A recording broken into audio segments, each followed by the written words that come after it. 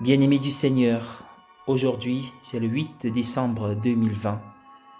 Vous faites bien de vous connecter pour qu'ensemble nous puissions commémorer cette figure emblématique de l'Église et de l'humanité, la Vierge Marie dans son immaculée conception, comme elle s'est présentée à Lourdes. Oui, l'Église universelle célèbre cette solennité pour glorifier la puissance de Dieu dans les êtres, dans sa création. Luc au chapitre 1er, versets 26 à 38 nous donne le récit de l'Annonciation. Et en ce jour, je me réjouis personnellement de la grâce du sacerdoce. Cela fait 8 ans que le nom du Seigneur soit béni dans l'œuvre que je suis pour mon salut et pour vous que je suis fier de servir, ma famille spirituelle, ma famille naturelle, la famille de l'humanité. Chers amis, que l'Esprit Saint nous couvre comme il a couvert Marie chaque jour de notre vie. Et quand vient le doute, la souffrance, que Dieu nous aide à comprendre, c'est-à-dire à nous unir à lui comme Marie l'a fait.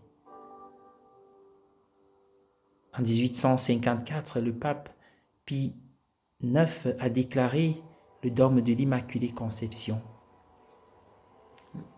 C'était l'occasion de proclamer cette vérité que Marie, par une grâce spéciale, a été préservée du péché originel dès le premier moment de sa conception. Si ce n'était pas le cas, l'ange ne l'aurait pas appelée à l'annonciation pleine de grâce, Kekaritomene. Pourquoi Dieu aurait-il fait une chose pareille? Cela n'impliquerait-il pas que Marie n'a pas besoin d'être rachetée? La réponse traditionnelle est que Dieu a voulu préparer un vase digne pour la réception de son Verbe.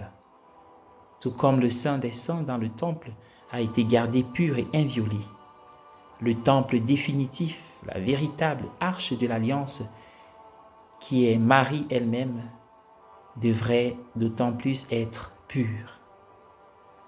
Le bienheureux Jean Duns Scott a expliqué que Marie est effectivement rachetée par la grâce de son Fils. Mais comme cette grâce existe en dehors du temps, elle peut être appliquée d'une manière qui transcende les rythmes ordinaires du temps. Parler de Marie en ces termes peut sembler la rendre éloignée de nous. Peut-être pouvons-nous plus facilement reconnaître quelque chose de nous-mêmes dans l'histoire d'Adam, dans la première lecture d'aujourd'hui.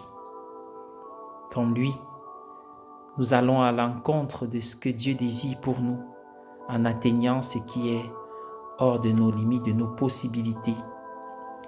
Comme lui, nous blâmons les autres pour nos propres défauts.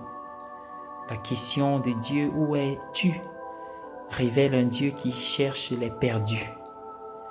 Le Fils de Marie, Jésus, nous montre que Dieu nous cherche constamment dans son amour, s'efforçant de nous attirer dans une communion vitale avec lui-même. La lecture de l'Évangile suggère que le fait que Marie devienne la personne que Dieu l'appelait à être ne lui a pas été facile.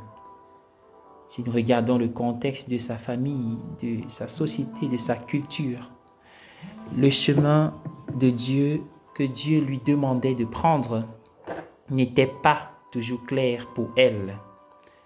Bien-aimée du Seigneur, comment cela peut-il arriver, a demandé Marie. Ce n'était pas si facile que ça. Elle avait besoin de l'aide de Dieu, de l'ombre de l'Esprit Saint. L'Esprit Saint qui l'a toujours éclairé et qui l'a comme éclipsé, en fait, couvert de son ombre. Cet Esprit Saint a aussi fait de l'ombre. En fait, nous a couvert, nous a pris sous son ombre le jour de notre baptême et reste avec nous tout au long de notre vie. Marie elle-même peut nous aider à devenir la personne que Dieu nous appelle à être.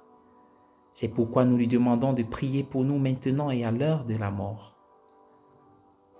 Je vous invite, bien-aimés, à prier avec moi le Je vous salue Marie, en méditant chaque mot. Je vous salue Marie, pleine de grâce. le Seigneur est avec vous. Vous êtes bénie entre toutes les femmes, et Jésus, le fruit de vos entrailles, est béni. Sainte Marie, Mère de Dieu, priez pour nos pauvres pécheurs, maintenant et à l'heure de notre mort. Amen. Bonne journée à tous et à chacun. Au nom du Père et du Fils et du Saint-Esprit. Amen.